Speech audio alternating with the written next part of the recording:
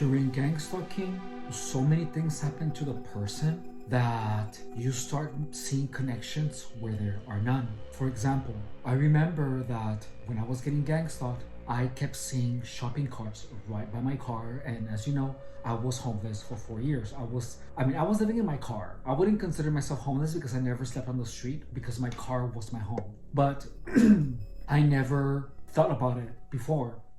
I was practically homeless. I considered myself homeless. So there were times where there was a shopping cart put in front of my car, and I took it as a mockery for being homeless, And one thing that I remember is that I used to park at Walmart before work, one that is around Southern Boulevard, and I used to park like really far in a corner. And there were many times where I found a shopping cart in that same spot. So because I experienced that so much, I remember also that I had to carry a shopping cart to like clean the windows. Not carry a shopping cart, but push a shopping cart around. And when I was at work, and I couldn't help the feeling to feel like that was supposed to make me feel like if I was being humiliated. And the reason that I assumed that was because I resisted the urge to feel like I was being mocked because I was at work and I was always the one that was putting the signs outside of the store.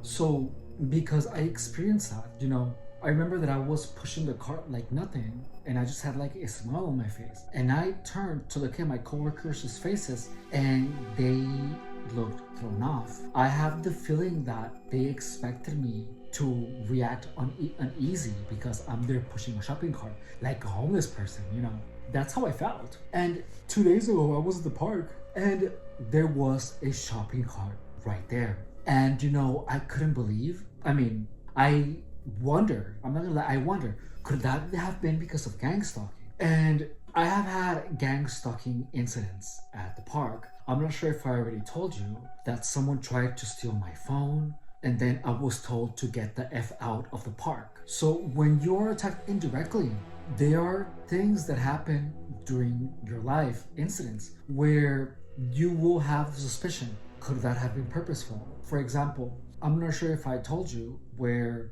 I had abs and all of a sudden everyone at work was inviting me to have pizza, sandwiches, coffee, a bunch of things, right? And even candy was being put like on the park's counter.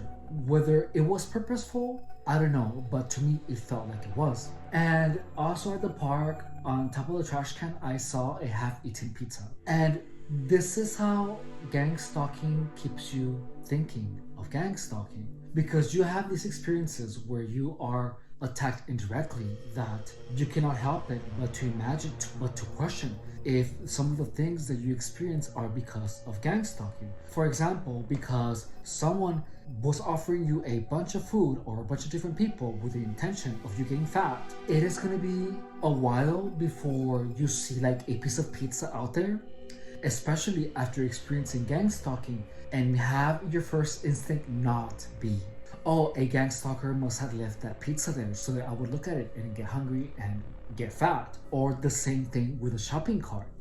It's gonna take a while before my first thought when I see a shopping cart is not think of gang stalking. If this is happening to you where you are feeling that the car door slams are because of gang stalking, that all the sirens, all the alarms, maybe your neighbor using a drill at whatever time, you have to understand that you have been conditioned to have those assumptions. And the good thing about having that information is that you can actively undo them. And look, I'm sure you have had the experience where you are walking like next to a chihuahua, to like a little tiny annoying dog, and the dog is like, right? So you don't start questioning, why is that dog barking at me? Is that dog barking me on purpose? What did the dog mean? You don't think about that, right? You don't question it. Think of gang stalkers like little annoying chihuahuas, where they say a lot of things, they do weird things, they bark, if you want to call it that, and they do weird faces. You have to treat gang stalkers and think of gang stalkers like you would think of a little insignificant annoying chihuahua. where they do things that don't make sense to you, because why the hell is that chihuahua barking at you? You know, same thing with a gang stalker. You don't know why that person is making those faces. So just like when a dog, a tiny bark is a tiny bark, just like when a tiny dog is barking at you, and you don't really start questioning about the reasoning of the chihuahua, like you just have the bark, you hear the bark in one ear and then it goes out the other. The same thing has to happen with anything that comes out from gang stalking. Anything that gang stalkers do or say, take it as if they were annoying chihuahuas where they do not merit your attention because they are significant. The only reason that gang stalking becomes so lethal is because you're continuously trying to read into the actions of people. You actually try to figure out so much that you are unknowingly breaking your own mind down, and you are making these conspirational thinking happen inside your own head. When you experience gang stalking, you unknowingly start to judge things and people. So for example, if someone slammed the door, and I've been conditioned to door slams, I have been conditioned to make the assumption that the car door slam was made by a gang stalker. I am judging the person without even knowing the person. I am actively judging the person. I am judging the person as a gang stalker because they slammed the door too loud. Do you understand how that sounds? So just like a person could be just leaving their shopping cart there, I am already judging the person that left the cart there without even knowing who it was. Same thing with the person that left the pizza on top of the trash can. I am making the assumption. I am judging the person who left the pizza there because of my previous experiences. You have to teach yourself to not judge immediately, because that judgment is what is perpetuating the gang stalking narrative. Same thing with my coworkers. I assumed that everyone wanted me to get fat, but the truth is that it was I who made a decision of saying yes to my coworker inviting me to have quesadillas. It was my fault for not balancing out my daily calorie intake. So a lot of that comes from judgment. But look, I know that we're judging because of our previous experiences. That's Gestalt psychology. I have a video about Gestalt psychology, which I'm going to link in the description below. If you haven't checked it out, check it out. And your mind is tend to fill the unknowns with what you have the most experience with, which is with manipulation, with sensitization to shopping carts, and to other things. There is a benefit to this. Look, if you see everything without judgment, you're actually going to be able to see the people who are actually gang stalking you. You're not going to be confused anymore because you are not automatically assuming that everyone is a gang stalker. You are automatically just saying, well, I don't know, so I cannot be sure that that person is a gang stalker or not. You simply do not know, and you take it as that. You learn how to be okay with not knowing, because when you're getting gang stalked, there are only people who might not be gang stalkers and gang stalkers. You know what I mean? And normal people stop existing. So by not assuming that everyone is a gang stalker, that's gonna take away the cloudiness that your emotions bring to your judgment. And the only people that you're going to be able to judge as gang stalkers are the ones that are clearly gang stalking you. You're going to be able to see it because you're not going to be emotionally driven. And look, just know that you have the freedom to stop talking to anyone that you want to. You can block them on any type of social media, including like Grindr, Sniffies. So if anyone is saying anything that is weird, you don't have to be sure that they're a gang stalker. If someone is saying that something that is making you uncomfortable, that it just doesn't sit right, block them. You don't know that person. You're the one that has more to lose if you keep talking to someone that keeps making you feel uneasy. So one of the things that helped me to alleviate or to get rid of the gang stalking narrative was to learn not to judge, regardless of them doing or not the gang stalking signal. So what I did is that whenever I heard like a car door slam, I repeated myself. I did this for many weeks where I was like, the truth is that I don't know if that person is a gang stalker or not. I don't. So I can make the assumption that that person isn't. And the only people that I assumed that were gang stalkers were the ones that said, "Hi, my language." Like then you just know. But then after that, when you know that they're gang stalkers, then just don't look into it. Then think, oh, that's an insignificant chihuahua that is doing its barking, and I'm not gonna put any type of meaning into their barks because just like a chihuahua, they're weird, they're annoying, and they are meaningless. And that's it. And that, just having that mentality of not judging immediately anyone that makes a cough, that is gonna take out a lot of the confusion.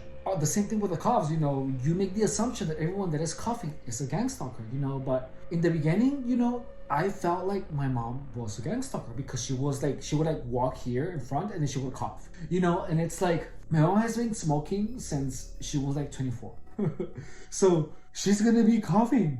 And I smoke too. I smoke cigarettes. I chill with my mom and I have a cigarette. And what allowed me to see the truth was I'm telling myself, I don't know if my mom is coughing because she's a gang stalker. And what you do after that is that you simply say, I don't know, because she's my mom, I have to look at all of the rest of her behavior. So I sobered up and I paid attention to my mom. And my mom was perfectly normal. And it had been so long that I had but spent my time wisely, because spending time with your mom is always time well spent. I come from a sales background, so my part of my sales pitch is saying, instead of spending, you say invest. That just came out. So as soon as I was rested enough, as soon as I applied these methods of critical thinking that I showed to you, that I just explained, I was able to deduce, that my mom is not a gang stalker. And not only that, but when you get gang stalked, you pay attention to things that you never paid attention before, like shopping carts in the park, like an open pizza on top of a trash can, like people coughing around you. You just never did. So you really don't know how much people used to cough or not. You just didn't. Please understand that gang stalking makes you pay attention to things that you didn't before. And because you kind of blocked those sounds of the city, you blocked the car door slams because they didn't mean anything. It was only after they meant anything that you began paying attention to them, so you began to notice them more. Think about your time before gang stalking. You never really paid attention to the car door slams, but they were always there. You never paid attention to the people coughing, but people have always done that. And yeah, you were harassed by a bunch of meaningless, annoying chihuahuas, aka gang stalkers, by having them coughing around you, which is freaking disgusting, let me tell you. And because of that harassment, you start judging everyone that coughs around you. Most people don't deserve to be called a gang stalker, just let me tell you that. And also, there is plenty of people that do. And by additionally not judging people immediately and assuming that everyone who coughs, anyone who leaves a shopping cart, or anyone that leaves a pizza on top of a trash can, assuming that they're just normal people that have nothing to do with gang stalking, is actually gonna lift a great weight off your shoulders. I was harassed with revving engines, and now, there's times where there's someone just driving around with a revving up engine, but I have taught myself to make the assumption of that just being a person. Because the truth is that before gang stalking, that's exactly what I would have thought. And after gang stalking, you have to try to go back to the way they used to interpret your reality. So once you understand how the conditioning works, then you actually have the power to turn back your perceptions into normalcy. So even though I had for weeks someone rev their engine right next to me, day after day, hour after hour, that doesn't mean that that's the same intention of the person that does that around here. And the truth is that I will never know. However, the possibility that that person is a gang stalker is significantly less. And can it be? Yeah. Is my life gonna be better if I know that that person is a gang stalker? No. In fact, if I believe that is insignificant, guess what? I'm gonna learn to block it out. So the only reason that you notice all these things is because you have been conditioned to notice them, and because you have put meaning into them. So before gang stalking, the car door slams, the coughs, they had no meaning. So you have to take the meaning out. And once they mean nothing, you're gonna automatically block them out. You're gonna not even notice them. And when you hear them, you're not even gonna be thinking about gang stalking anymore. You're just gonna be slightly annoyed. But that's it. Subscribe if you haven't. My name is Efrain Rodriguez, and I was gang stalked for 7 years. Gang stalking is a method of crazy, psychopathic, perverted freaks where they band together and target a single person in order to lead that person into self-destruction and then to become crazy.